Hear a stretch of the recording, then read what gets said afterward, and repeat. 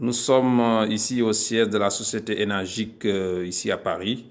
Nous sommes avec Madame Evelyne Sibou. Bonjour. Bonjour. Voilà, il va nous faire une petite démonstration avec différentes quantités d'eau. Alors d'ailleurs, expliquez-nous voilà, qu'est-ce que vous faites et qu'est-ce que vous allez nous montrer aujourd'hui. Oui, alors je m'appelle Evelyne Sibou, je suis distributrice pour Énergique depuis 7 ans et je vais vous montrer les propriétés de l'eau Kangen. Alors Kangen, ce sont des appareils ioniseurs qui permettent d'avoir cette eau à votre robinet et pour faire plein de choses avec.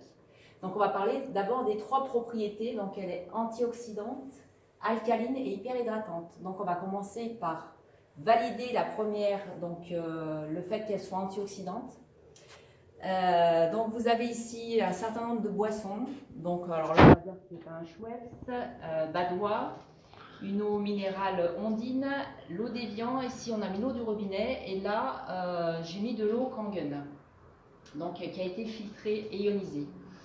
Là je vais tester à l'aide d'un appareil de la marine américaine. Donc c'est un appareil qui permet de valider si les boissons sont oxydantes ou antioxydantes.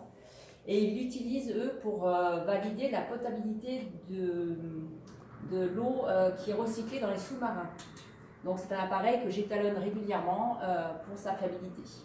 Donc on va commencer par regarder un petit peu,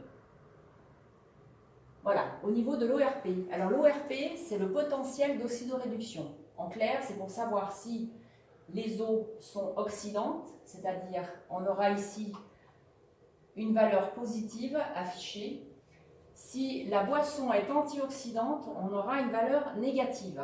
Alors, il faut savoir que la vitamine C est antioxydante et qu'on a une valeur d'environ à moins 60. Donc on va commencer par le Schweppes.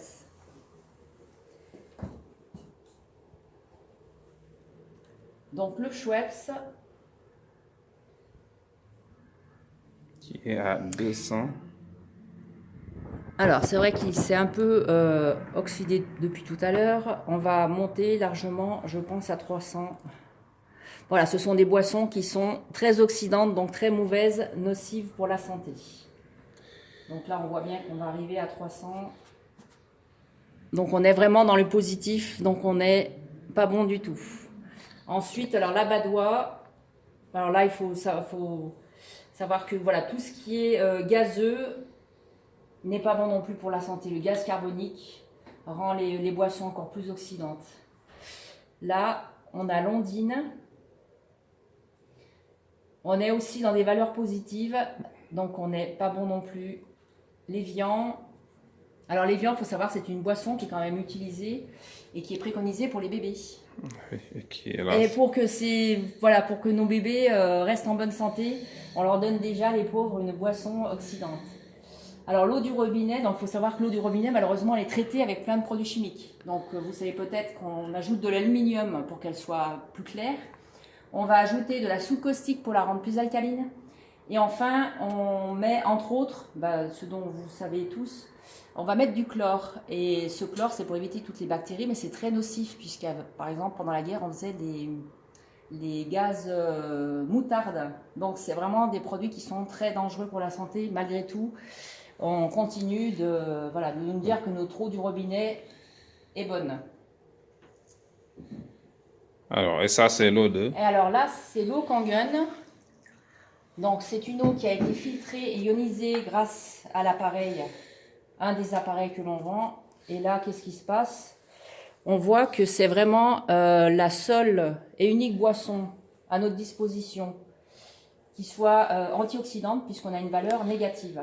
Oui, 137. Voilà. Et elle va continuer de descendre, on va laisser comme ça. Donc on vient de valider qu'effectivement, à notre disposition, nous n'avons malheureusement que des boissons qui sont oxydantes. Et pour notre corps, pour rétablir le terrain, il faut vraiment une boisson qui soit antioxydante, donc avec un ORP négatif. Donc par exemple la vitamine C, nous sommes à moins 60, il y a le thé vert aussi. Mais le thé vert, alors je vais vous faire un petit test avec le thé vert. Très bien. Je vais prendre 2 sachets de thé. Alors, tout à fait identique.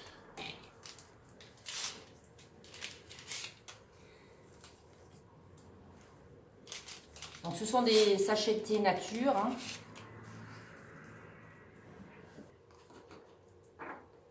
Alors, l'eau du robinet qui est ici.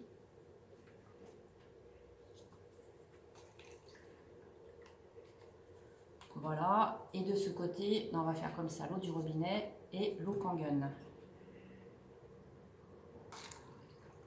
Donc là, c'est pour voir si l'eau Kangen a une certaine particularité. Donc je vais tremper en même temps mes 2 sachets. Et que se passe-t-il? Alors on voit déjà que rapidement, dans l'eau Kangen, le thé s'est infusé de façon très rapide. Alors pourquoi? L'eau Kangen est très fine, très fluide, donc elle est hyper hydratante. C'est ce qui permet d'avoir une pénétration donc au niveau des minéraux de façon très optimale pour la cellule.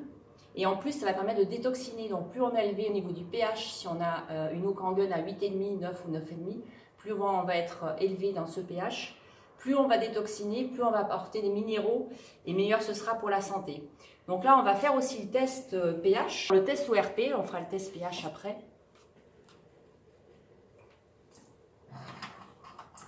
Donc, rappelez-vous.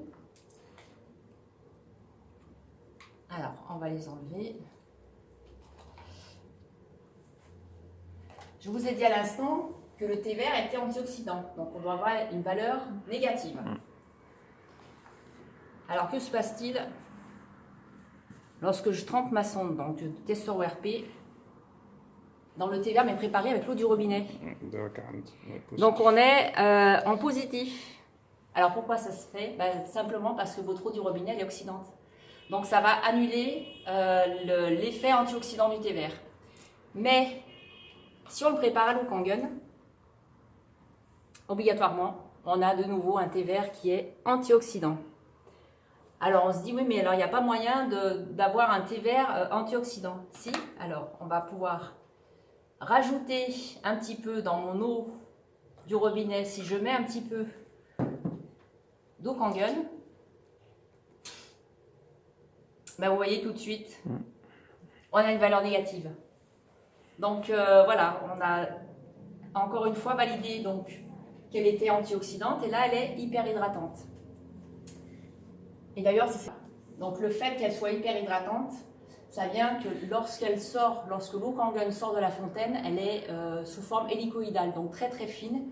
Elle va pouvoir pénétrer dans la membrane cellulaire de façon optimale pour justement transporter les nutriments et nettoyer les déchets, contrairement à l'eau classique qui est très grossière. Et d'ailleurs, monsieur, vous l'avez testé, vous l'avez goûté, elle est très fine, très fluide et on est capable d'en boire beaucoup sans que ça pèse sur l'estomac. Donc là, on va passer maintenant au testeur pH. Alors pH, c'est le potentiel d'hydrogène. Il faut savoir que le neutre est un pH de 7, donc c'est l'eau à peu près du robinet. Tout ce qui est inférieur est acide et tout ce qui est supérieur est basique ou alcalin. Notre balance